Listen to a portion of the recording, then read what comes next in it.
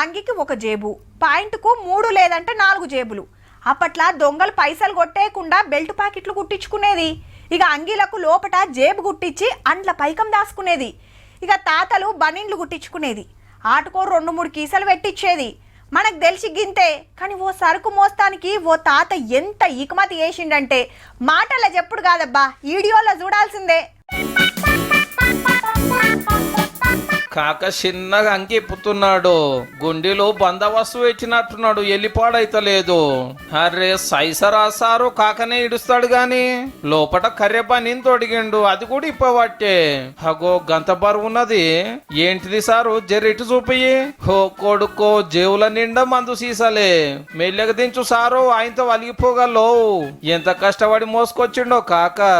ఏహే ఇంకా దోతేమిప్పి చూపిస్తావు తీయి, నువ్వు ఇట్రా కాక, సారు బాటలు లెక్క పెడుతున్నాడు.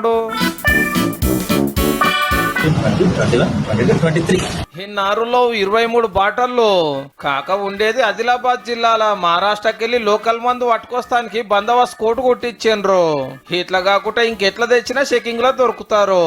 బక్క పల్స్ అని పోయి మంచిగా బాటలు బాడీకి తలిగించుకొని బాజాబ్తా బార్డర్ దాటి వస్తున్నాడు. ఆయనతో ఎవలాపకారాల్లో చెవులేసిండ్రో, ఇవాళ అరెస్ట్ చేస్తే భాగవతం అంతా బయట పడ్డది. ఇంకో ఇద్దరిని కూడా పట్టేసిండ్రు. కానీ ఇంత పెద్ద పని కాకతోటి కాదు, 10వ పరకో పైసా కాశ పడికి పని చేసినట్టున్నాడు.